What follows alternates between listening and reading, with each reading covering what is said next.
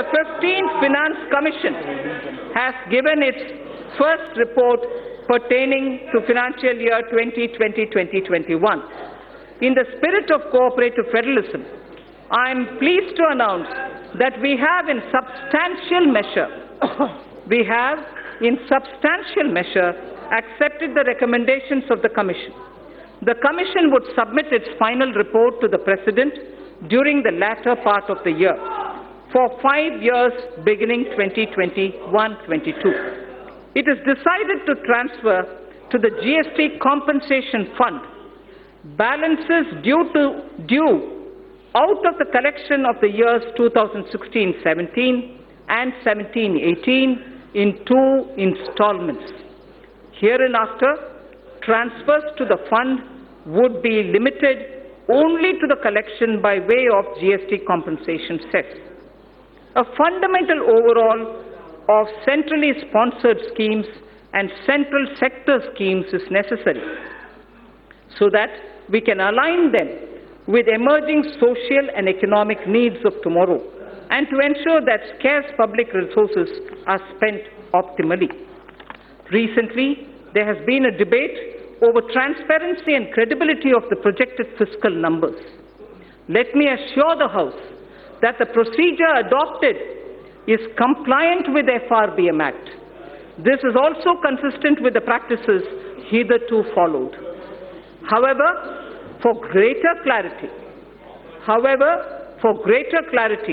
I have enumerated those central government debt that are not part of the market borrowing and are used to fund the expenditure at the annex. I'd like to repeat this line, sir.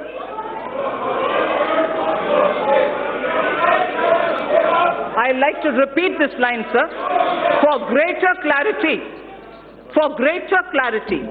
I have enumerated those central government debts that are not part of market borrowing and are used to fund the expenditure at the annex.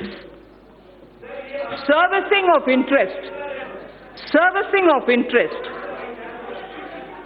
and repayment of these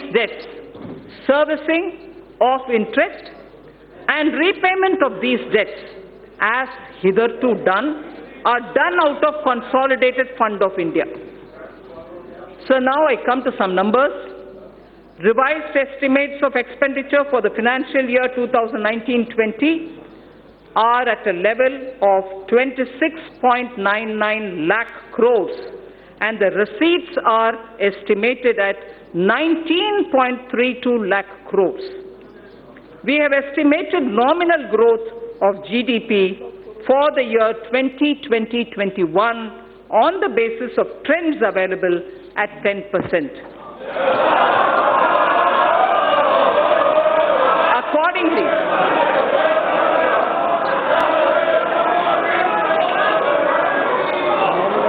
we have estimated, sir, let me finish, sir.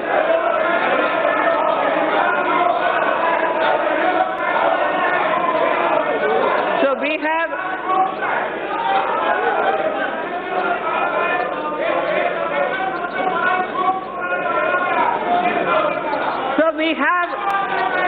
have estimated the nominal growth. We have estimated the nominal growth of GDP for year 2020-21 on the basis of trends available at 10%. Accordingly, receipts for the year 2020-21 are estimated at 22.46 lakh crores. And keeping in mind commitment of the government towards various schemes and the need for improvement of the quality of life, level of expenditure has been kept at 30.42 lakh crores. Sir, during the year, government has unfailingly worked towards keeping up capital expenditure. Actually, there is substantial enhancement. All the flagship schemes of the government have been fully provided for. Details may be seen in the annexes to the printed copy of my speech. Every budget must appropriately address the issue of fiscal deficit. Every budget must appropriately address the issue of fiscal deficit. Recently, government has undertaken very significant tax reforms for boosting investment. However, expected tax buoyancy will take time. We estimate a fiscal deficit of 3.8% in RE 2019-20 and 3.5% for BE 2020-2021. This estimation is consistent with the government's abiding commitment to macroeconomic stability, and it comprises of A, 3.3 for year 2019-20 and 3 for the 2020-2021 budget estimate, and B, Section 4.2 of the FRBM Act, which provides for a trigger mechanism for a deviation from the estimated fiscal deficit on account of structural reforms in the economy with unanticipated fiscal implications. Therefore, I have taken a deviation of 0.5% consistent with the Section 4.3 of the FRBM Act, both for RE 2019-20 and BE 2020-21. Accordingly, the return path is being laid before the Parliament as a part of the medium-term fiscal policy cum strategy statement. This fiscal path commits us to the path of fiscal consolidation without compromising the needs of investment out of public funds. Accordingly, net market borrowings for the year 2019-20 would be 4.99 lakh crore, and for the year 2020-21 it would be 5.36 lakh crores.